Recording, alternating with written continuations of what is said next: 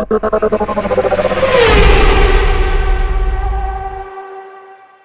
everybody, welcome to another GRM Tech Talk. I'm your host Scott Burch, and today we're talking about tyres. So the racing tyre is arguably one of the most complex components on a race car. It's got to do so many things, dealing with all the variables. There's so much weight on top of it, not just from the car, also the aerodynamics. And then you've got the compound that has to work its way into the pavement, get the heat up.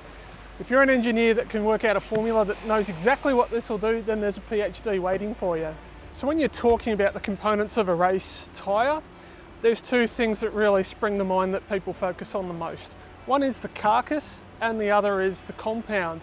When I talk about carcass, I'm talking about the structure underneath the tyre that gets it mainly to hold its shape and also deform without letting the tyre just go crazy.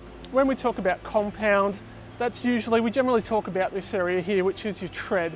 So the compounds can come up with a number of different elements inside them to make them work. One of the elements that you'll find in a racing tyre is oil. That's right, you heard me, I said oil. Oil doesn't generally make your tyre slipperier. In the case of a racing tyre, it actually makes it softer. When you see these tyres, we can use two different compounds on our slicks in supercars.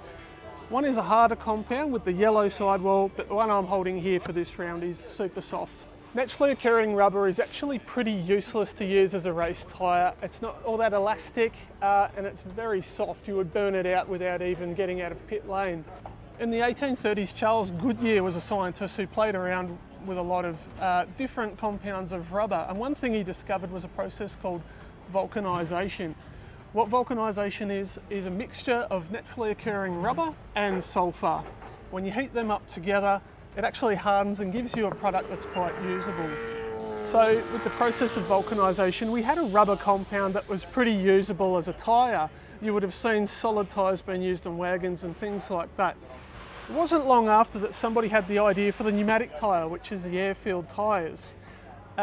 Being a bit ahead of its time, nobody really picked up on the idea until the 1880s when a Scottish veterinarian / inventor named John Dunlop created pneumatic tyres for his son's bicycle, and the idea caught on like a wildfire. Okay, so we've learned a little bit about compounds, but now we'll have a talk about the carcass.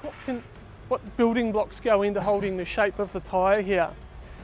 So as you can see, I've got our nice little demo model here. There's a lot of elements that go into making up a racing tyre, and they all start with the inside surface here. So you can see this here, this is a rubber called butyl. It's actually impermeable to air, so this basically replaces the bladder that you used to run with in your car tyre. Once this first ply is laid down for sealing the tyre, the next one we go for is basically called the casing ply. It's usually 2 layers of a nylon material. And this is where the tyres actually get the name radial from. What that means is the plies actually run in a radial direction across the tyre. Once the casing plies are laid into the tyre, what you actually end up with is these steel beads. You can see 2 lines of steel beads that run through the tyre. They actually sort of run in an angled direction on top of each other. They're responsible for creating sort of the backbone of the tyre. Really useful for keeping the tread strong when it's got a lot of forces trying to fling the tyre outwards. Once your steel belts are inside the tyre, you actually run another case of, usually on the racing tyres, it's another nylon ply that just gives a bit more form to for the tread to bed onto. So sidewall stiffness is another one. A lot of people think about sidewall stiffness when they think about supercars because we're so rough on them. So I've got a nice little close up in there. You can see a few plies in there laid up to keep it nice and sturdy in there. You can actually see a different coloured rubber in there. That's called your apex. And your tyre manufacturers will play with this rubber compound, make it larger, or change the rubber compound in there to change the sidewall stiffness of the car. You can also lay up plies of things like Kevlar and rayon to make it really strong. Thanks everyone for joining us for another episode of GRM Tech Talk. Stay tuned for part 2.